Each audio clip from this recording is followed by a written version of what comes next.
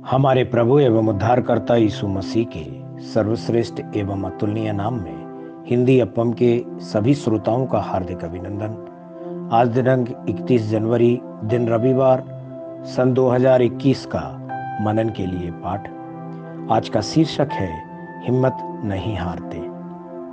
दूसरा कुरिन्थियों की पत्री उसके चौथे अध्याय के 16वें वचन में हम ऐसा पाते हैं, इसलिए हम हियाब नहीं छोड़ते। अजीजो, परमेश्वर के लोगों के खिलाफ शैतान द्वारा इस्तेमाल किए जाने वाले घातक हथियारों में से एक थकावट है। वह समस्याएं लाता रहता है और आदमी को थका देता है। वह इस थकावट को सामर्थ्यशाली भविष्यवक्ता एलिया पर भी लाया। क्या एलिया ने यह प्रार्थना नहीं की, हे यहोवा, बस है, अब मेरा प्राण ले ले। जूलियस सीजर एक रोमन राजा था जो अपनी ताकत के लिए जाना जाता था और कुछ गद्दारों ने उसे मारने की साजिश रची थी। जब दुश्मनों ने हमला किया तो जूलियस सीजर ने उनका सामना किया, लेकिन उसी समय उसके जीवन का सबसे करीबी दोस्त ब्रूटस वहां आया। सीजर को खुशी हुई कि ब्रूटस उसकी मदद करने के लिए सही समय पर पहुंचा, लेकिन क्या हुआ कि ब्रूटस ने भी अपने चाकू को सीजर पर वार करने के लिए उठा लिया। ओह, उसने दुखी होकर पूछा, तुम भी ब्रूटस? और मर गया। किसी को भी थका देने वाली बहुत सारी ऐसी समस्याएं आपके जीवन में भी आ सकती हैं। आप हिम्मत हार जाते हैं जब खतरनाक बीमारियां आप पर हमला करती हैं और आपको कई दिनों तक बिस्तर में रहना पड़ता है। जब आप किसी ऐसे व्यक्ति का पत्र प्राप्त नहीं कर पाते हैं जिसे आप सबसे अधिक प्यार करते हैं, तो आप निराश हो जाते हैं। आपकी पहले लिए हुए कर्ज की समस्या आपका हौसला पस्त कर देती है। जब आप इस तरह से हिम्मत हार जाते हैं तो आपके लिए परमेश्वर के लिए बड़े काम करना असंभव हो जाता है। बोझ के साथ प्रार्थना करें और सेवकाई को शक्तिशाली तरीके से करें। पवित्र शास्त्र कहता है, यदि तू विपत्ति के समय साहस छोड़ दे तो तेरी शक्ति बहुत कम है। नीति वचन 24वें अध्याय के 10वें वचन में हम ऐसा पाते हैं।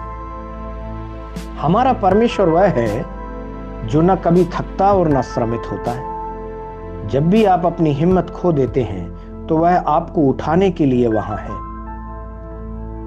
पवित्र शास्त्र कहता है, जो सनातन परमेश्वर और पृथ्वी भर का सृजनहार है वह न थकता न श्रमित होता है। यशायाह 40वें अध्याय के 28वें वचन में हम ऐसा देखते हैं। यशायाह 40वें अध्याय के 29वें वचन में हम ऐसा देखते हैं, वह थके हुए को बल देता है और शक्तिहीन को बहुत सामर्थ्य देता है। लूका 18वें अध्याय के पहले वचन में हम ऐसा देखते हैं, नित्य प्रार्थना करना और हियाब ना छोड़ना चाहिए। रोमियो 2 अध्याय के 7वें वचन, इनके जेबी वर्षन में, धैर्य से सुकर्म करना जारी रखें।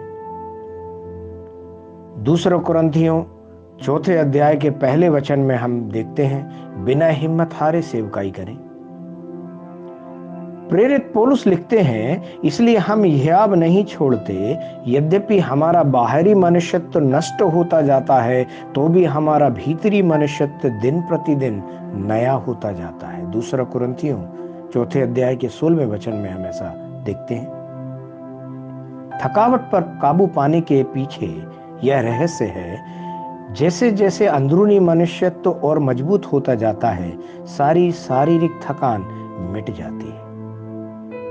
परमेश्वर के प्यारे बच्चों, जब आप थके हुए हों, परमेश्वर की ओर देखें, उसे मजबूती से पकड़ें जो थकावट के दौरान मजबूती प्रदान करता है।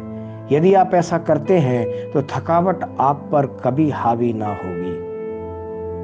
ध्यान करने के लिए जो वचन लिया है इब्रानियों की पत्री 12वें अध्याय के 3 वचन से, जहां इस तरह लिखा है, इसलिए उस पर ध्यान करो जिसने अपने विरोध में पापियों का इतना विरोध सह लिया कि तुम निराश होकर साहस ना छोड़ो। परमेश्वर इन वचनों के सुनने पर, पढ़ने पर, मनन करने पर और इसके अनुसार चलने पर आपको बहुत ऐसे आशीषित करें। परमेश्वर भी आपकी थकावट को दूर करके आपको एक नई ताकत दे ताकि आप परमेश्वर की महिमा कर सकें।